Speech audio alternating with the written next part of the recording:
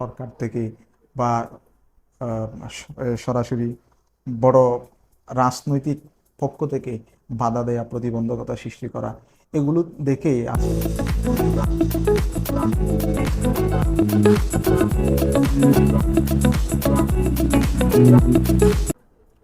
কিছু গল্প সময়ের স্রোতে মিশে যায় না, বরং ইতিহাসের পাতায় স্থান করে নেয়। এখানে আমরা তুলে ধরব সেসব কণ্ঠস্বর যারা প্রচলিত পথা ভেঙে নতুন দিগন্ত উন্মোচন করেছেন।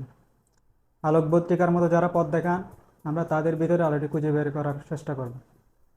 কারণ প্রতিটি মানুষের হৃদয়ে লুকিয়ে আছে এক অদম্য অনুপ্রেরণার গল্প। আর সেই গল্পগুলি হবে আমাদের আয়োজন।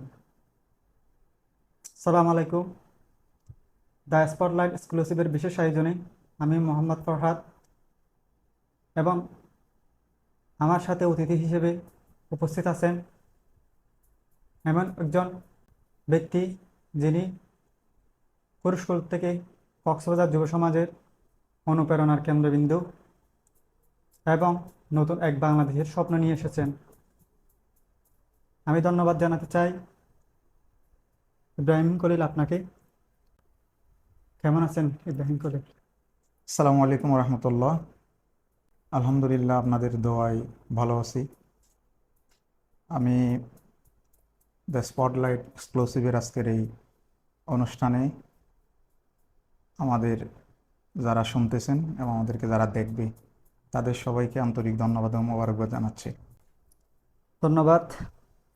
চলুন শুরু করি আজকের আড্ডা। প্রথমে আমি আদর্শিক এবং রাজনৈতিক দিয়ে শুরু করতে চাই। আপনার রাজনৈতিক যাত্রার শুরুটা ঠিক কীভাবে হয়েছিল এবং একজন সাধারণ ছাত্র থেকে কীভাবে রাজনৈতিক কর্মী হয়ে ওঠার পিছনের মূল কারণটা কি? আসলে নিজে নিজেকে মানে খুব বড় রাজনৈতিক ব্যক্তি এরকম পরিচয় দিতে স্বাচ্ছন্দ্যবোধ এখনো করতেছি না।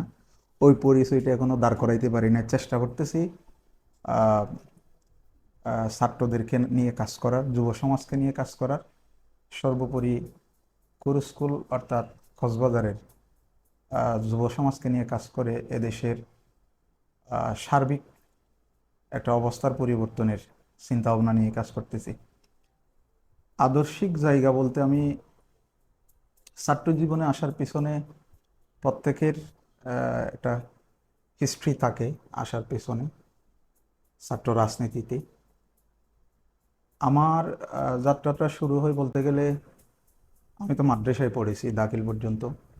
মাদ্রাসায় পড়ার সুবাদে মাদ্রাসার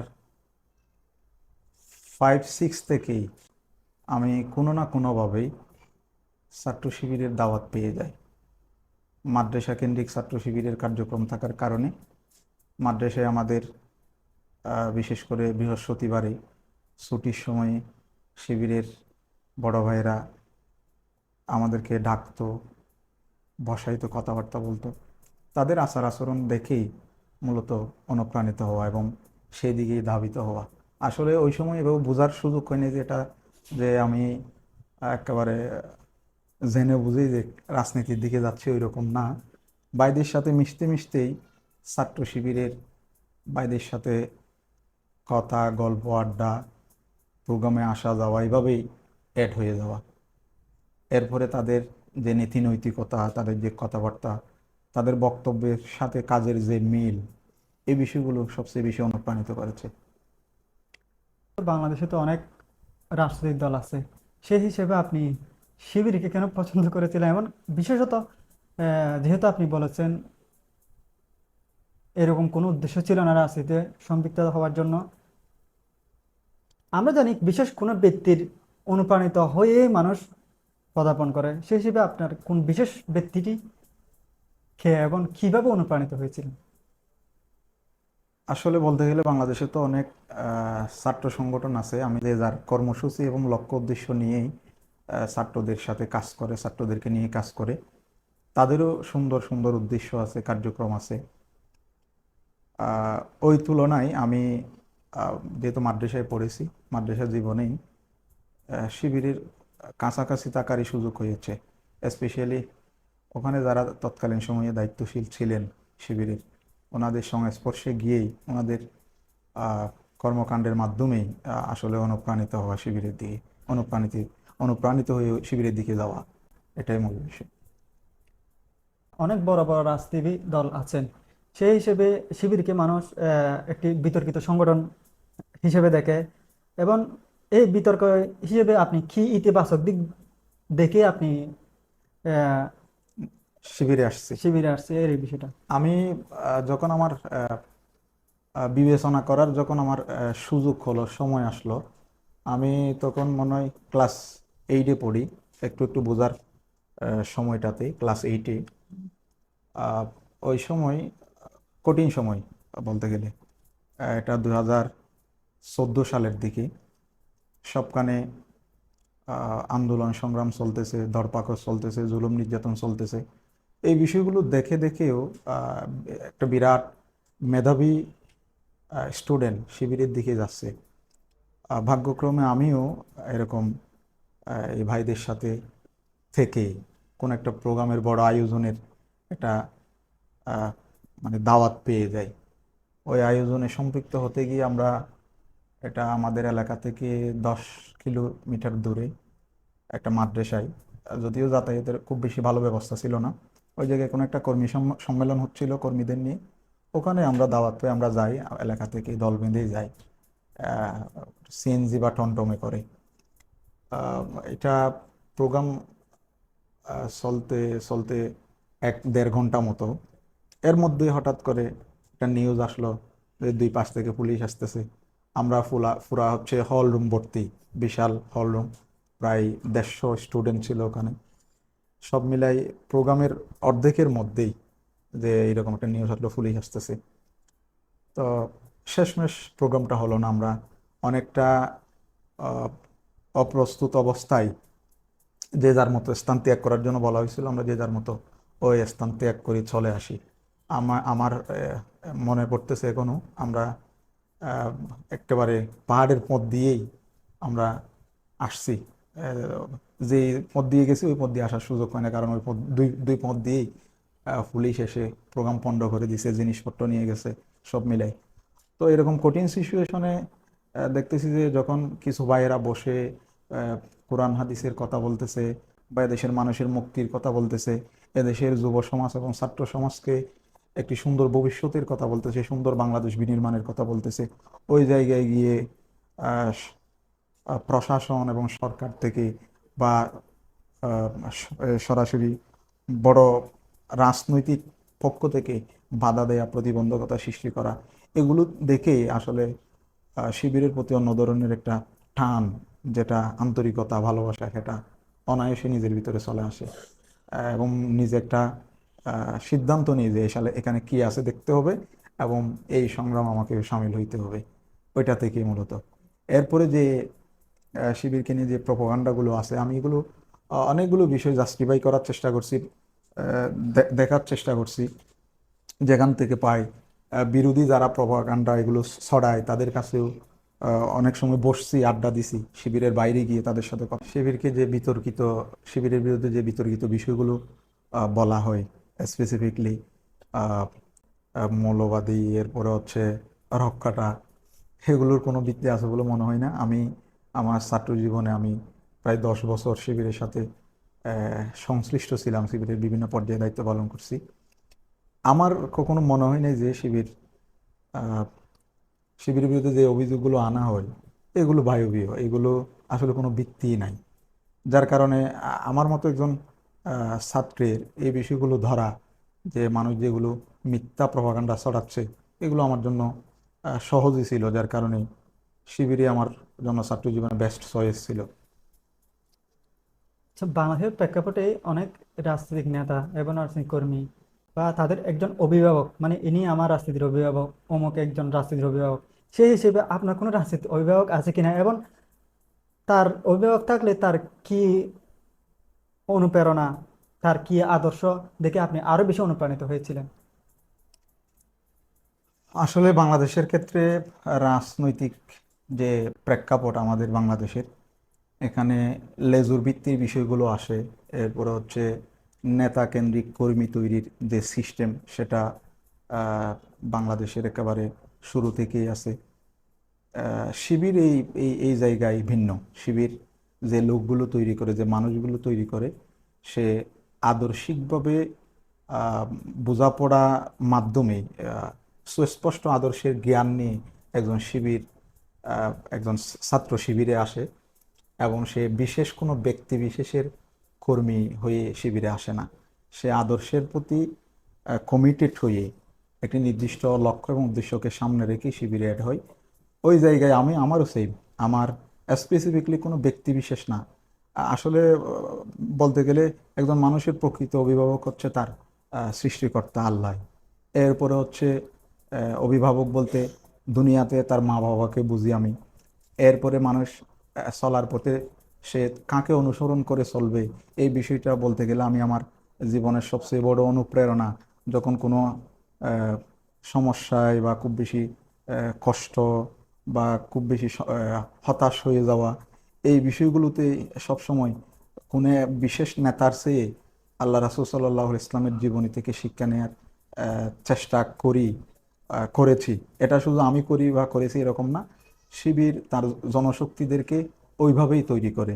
কারণ তার আদর্শের মূল কেন্দ্রবিন্দু হচ্ছে, আদর্শের মূল নেতা হচ্ছে, মডেল হচ্ছে হযরত মুহাম্মদ সাল্লাল্লাহু আলাইহি ওয়াসাল্লাম। আমরা রাসূল সাল্লাল্লাহু আলাইহি ওয়াসাল্লামের জীবন থেকেই মূল অনুপ্রেরণাটা পাই। এমনই আমাদের আদর্শ। আসলে শুধু শিবিরের না, পুরা মুসলিম উম্মাহ জাতিদের তাদের মুহাম্মদ সাল্লাহ আসলামের আদর্শ এবং আম, আল্লাহ রব্বুল আলমিনের বাণীর মাধ্যমে চলা উচিত বলে আমি মনে করি। আচ্ছা, ২৪শে আন্দোলনে আপনার গুরুত্বপূর্ণ এর নেতৃত্ব আমরা দেখেছি, এবং ফ্রন্ট লাইনে সামনের সারিতে আপনি নেতৃত্ব দিয়েছেন, এবং এই নেতৃত্বের মাধ্যমে আপনার মূল লক্ষ্য কি ছিল এবং কি কি অর্জন করেছেন বলে মনে করেন? আসলে শুরু থেকেই যেটা বলছিলাম আর কি, আমরা তো ছাত্র শিবিরে যখন আসতেছি তখন আহ, সংগ্রাম দেখে দেখেই, সংগ্রাম করে করেই শিবির করা, শিবিরে আসা। বলতে গেলে আহ, এক পাশে আহ, অসংখ্য মজলুম মানুষকে মিথ্যা মামলা হামলা দিয়ে অনেককে জেলে ভরা হচ্ছে, অনেকে ফাঁসি দেওয়া হচ্ছে, অনেকে রিমান্ডে দেওয়া হচ্ছে, আবার অনেকে গুম করা হচ্ছে, অনেকে খুন করা হচ্ছে নির্বিচারে। এই পরিস্থিতিগুলো দেখে দেখে অন্য পাশ থেকে আমরা একটা আহ, আহ, শপথবদ্ধ হয়ে এই সিস্টেমকে পরিবর্তনের উদ্দেশ্যকে সামনে রেখে এই আন্দোলনে এড হওয়া, এই আন্দোলনে শিবিরে এড হওয়া, এবং সেই সাথে আহ, শয়নে স্বপনে সবসময় একটা স্বপ্নই দেখতাম যে কালকে ভোর হবে, বাংলাদেশের আকাশেও প্রতিদিনই একটা স্বপ্ন ছিল যে একটা ভোর হবে, আমরা একটি জুলুম মুক্ত, একটি বৈষম্যহীন, একটি সুন্দর বাংলাদেশ, যেটা স্বাধীনতার সময় বাংলাদেশের যে স্বপ্ন ছিল, সাম্য, সামাজিক ন্যায় বিচার, এই যে স্বপ্ন নিয়ে এই বাংলাদেশ স্বাধীন হয়েছিল, সেই স্বপ্নের যে সোনার বাংলাদেশ, সেটা দেখার প্রত্যয়েই আমাদের সংগ্রামগুলো জারি ছিল। এবং সেই ধারাবাহিকতাই হচ্ছে ২৪-এর সেই আন্দোলন, সে আন্দোলনে এড হওয়া। এবং এই আন্দোলন ঘটা করেই বা একদিন দুই দিনেই হয়ে গেছে বা এক মাসে হয়ে গেছে, জুলাই আগস্টে হয়ে গেছে, এরকম না।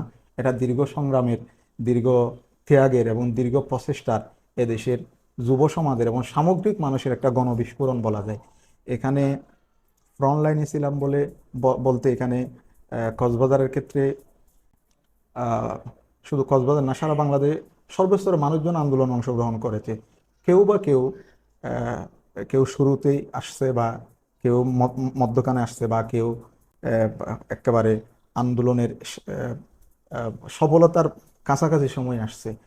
ছাত্র সংগঠন এড হওয়ার কারণে, এড থাকার কারণে আমাদের কাজটা শুরু থেকে করতে হয়েছে। এটা অবশ্যই ছাত্র সংগঠনের নির্দেশনার আলোকেই করতে হয়েছে। জেলা আন্দোলনের পুরো সময় জুড়ে মানুষ আন্দোলন দীর্ঘ হওয়ার সাথে সাথেই মানুষের সম্পৃক্ততা বাড়ছে। কক্সবাজারের ক্ষেত্রে আমাদের যেটা হয়েছে, ছাত্র সংগঠনে থাকার কারণে আমরা শুরুর দিকেই প্ল্যান পরিকল্পনা এবং আন্দোলন তৈরির পেছনে কাজ করতে হয়েছে, এবং ময়দানেও নামতে হয়েছে, যার কারণে অনেকগুলো চ্যালেঞ্জ ফেস করতে হয়েছে। আহ, মামলা মোকদ্দমা থেকে শুরু করে অনেকগুলো চ্যালেঞ্জ আমাদেরকে মোকাবেলা করতে হয়েছে। আলহামদুলিল্লাহ, সেটা যে কোনো কিছু পাওয়ার নিয়তে বা কোনো নিজের পার্সোনাল কোনো কিছু পাওয়ার নিয়তেই করেছি এরকম না। আমাদের উদ্দেশ্য এবং চিন্তা ছিল এদেশ ফেসিবাদ মুক্ত হবে, এদেশ জুলুম মুক্ত হবে, এদেশে ন্যায় এবং ইনসাফ প্রতিষ্ঠা হবে।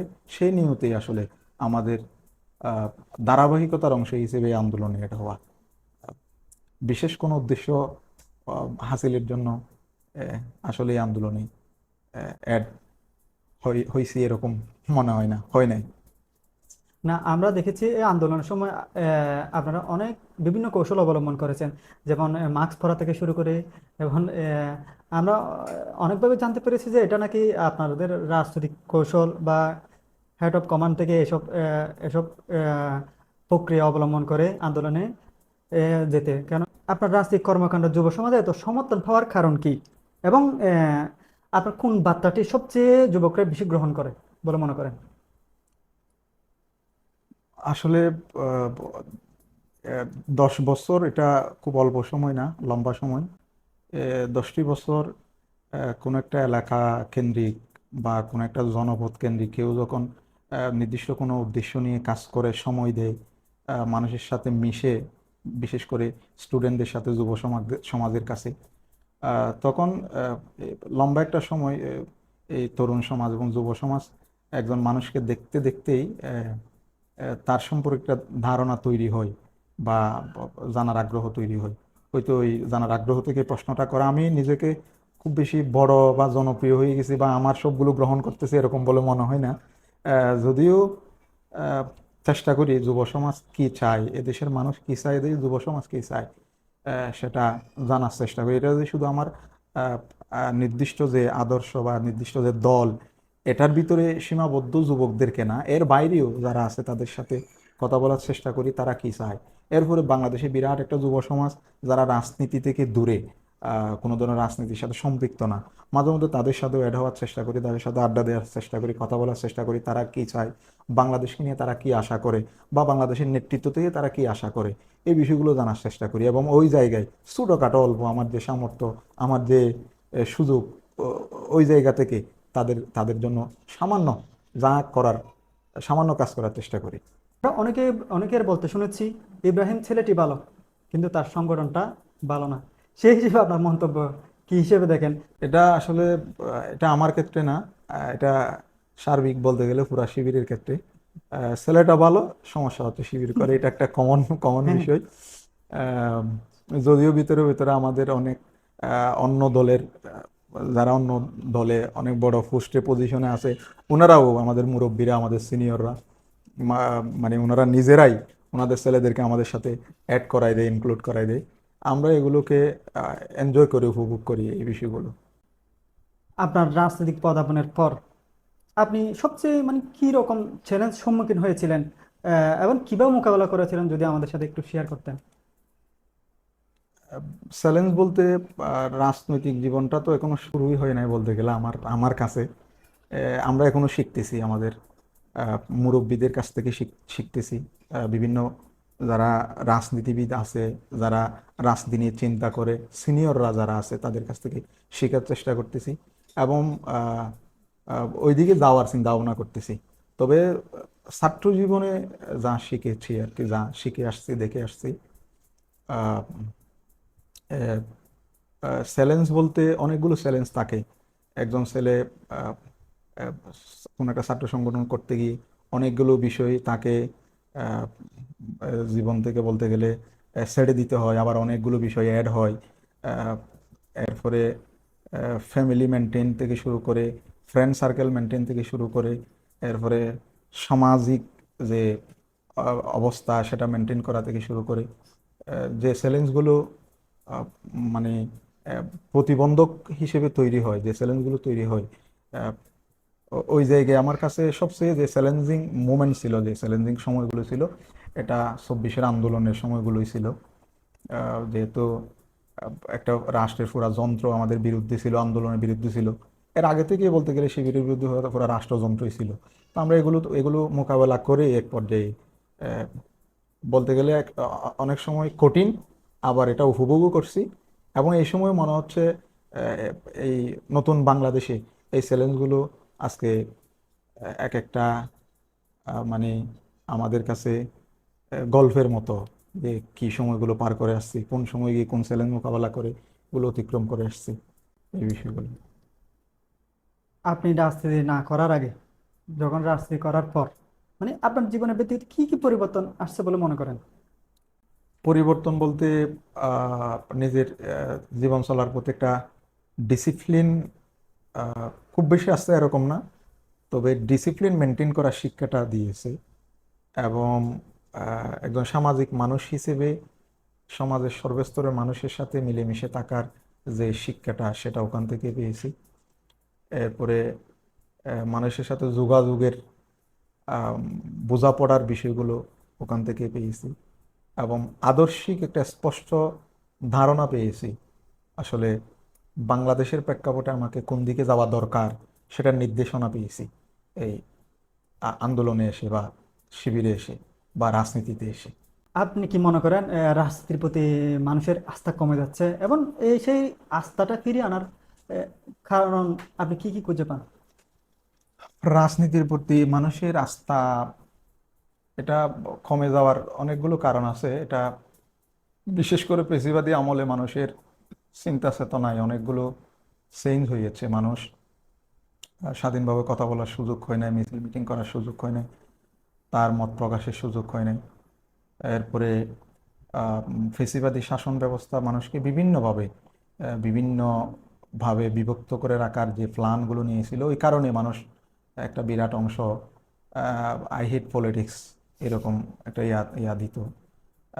24-এর গণ অভ্যুত্থানের পর এটা অনেকখানি কমে গেছে বলে মনে হয়। এখন স্পেশালি বাংলাদেশের সমস্ত পলিটিক্যাল পার্টিগুলোতেই ইয়াংরাই হচ্ছে একটা উদীয়মান শক্তি। সবগুলো পলিটিক্যাল পার্টির জন্য রাজনৈতিক সচেতন এবং বাংলাদেশের মানুষের চাওয়া পাওয়ার আলোকে ইয়াংরাই পজিটিভ রাজনীতি করার ক্ষেত্রে এটা অনেক এগিয়ে। এটা ছাত্র সংগঠনের ক্ষেত্রে আমরা সেটা লক্ষ্য করতেছি আর কি।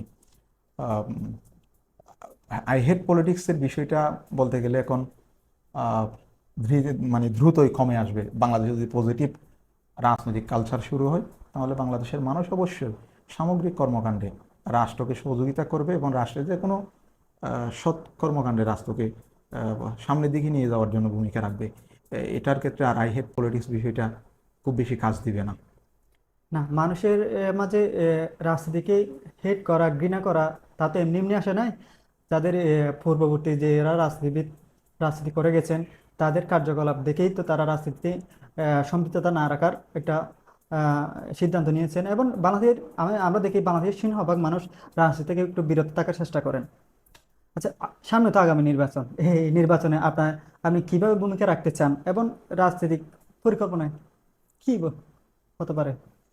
সামনে নির্বাচন, অবশ্যই নির্বাচন নিয়ে অলরেডি সারা বাংলাদেশে আহ, রাজনৈতিক দলগুলো বিভিন্ন কর্মসূচি নিয়ে, তাদের প্রার্থী নিয়ে বা তাদের এজেন্ডা নিয়ে, তাদের ইশতেহার নিয়ে, তারা ক্ষমতায় আসলে কি করবে এগুলো নিয়ে মানুষের দ্বারে দ্বারে যাচ্ছে। সব মিলাই 24-এর অভ্যুত্থানের যে 24-এর বিপ্লবের যে চিন্তা, এদেশের যুব সমাজের যে চাওয়া পাওয়া, বিশেষ করে ছাত্র সমাজের যে চাওয়া পাওয়া ছিল, বাংলাদেশ একটি আহ, নতুন রাজনৈতিক যে সিস্টেম চালু করার যে প্ল্যান পরিকল্পনা, যে কথাগুলো আসতেছে, আমি আশা করতেছি সামনের নির্বাচনের মাধ্যমে এদেশের যুব সমাজ বান্ধব, ছাত্র বান্ধব এবং এদেশের যুব সমাজ এবং ছাত্র সমাজের চিন্তার আলোকে ছাত্র সমাজ এবং যুব সমাজ সম্পৃক্ত রাজনৈতিক নেতৃত্ব উঠে আসবে এবং সুন্দর এবং পরিশীলিত একটি রাজনৈতিক ধারার উন্মোচন হবে এই আগামী নির্বাচনের মাধ্যমে। এবং এদেশের মানুষ দীর্ঘদিন ধরে যে অধিকার থেকে বঞ্চিত ছিল, তারা আগামী নির্বাচনে তাদের অধিকার প্রয়োগ করবে এবং অধিকার প্রয়োগের মাধ্যমে তাদের যে স্বপ্নের বাংলাদেশ, 54 বছর ধরে দেশের মানুষ যেটা চাচ্ছিল, সেরকম একটা কাঙ্ক্ষিত বাংলাদেশ আহ, পাবো বলে আশা করতেছি। এবং এই জায়গায় কে কোন দলের এটা মূল বিষয় না এই যুব সমাজের কাছে, যে এই ছাত্র সমাজের কাছে স্পেশালি, এটা আমারও কাছে, আমার কাছেও আহ, কে কোন দলের বা কোন আদর্শে এটা মূল বিষয় না। সে এদেশের মানুষকে নিয়ে, এদেশকে নিয়ে, এদেশের যুব সমাজকে নিয়ে কি করতে চায়, কি করার প্ল্যান নিয়ে সে কাজ করতেছে বা বিগত সময়ে সে কী করেছে এদেশের যুব সমাজকে নিয়ে, ছাত্র সমাজকে নিয়ে, এদেশের মানুষের জন্য, দেশের কল্যাণের জন্য, সেই বিষয়গুলো দেখেই আগামী নির্বাচনে দেশের মানুষ তাদের ভোটাধিকার প্রয়োগ করবে। আমিও তাদের একজন অংশ হিসেবে, যুবদের একটা অংশ হিসেবে আমি আমার ওই চিন্তার আলোকেই, আমার চিন্তার সাথে মিলে বা আমার অনুভূতির সাথে মিলে এরকম মানুষের কাছে, মানুষের প্রতি আমারও সাপোর্ট এবং সমর্থন থাকবে এবং তাকে বিজয়ী করার জন্য কাজ করব। না, এর আগে নির্বাচনে আমরা দেখেছি, আর কয়েকটা নির্বাচনে দেখেছি মানুষের ভোট কেন্দ্রে না যাওয়ার আগ্রহটা। আশা করি এই জিনিসটা পরিবর্তন হবে বলে মনে করছি। এটা অবশ্যই প্রমাণিত। মানুষ ভোট কেন্দ্র গিয়ে বাধা বিপত্তির সম্মুখীন হয়েছে, যার কারণে পরিবেশ ছিল না, ভোট দিতে যায় নাই। এটা এখন ভোট কেন্দ্রে যাবে, এটার প্রমাণ অলরেডি আমরা ডাকসু এবং জাকসুতে পেয়েছি। বিশাল সংখ্যক সচেতন স্টুডেন্টরা ভোট কেন্দ্রে গেছে, ভোট দিয়েছে।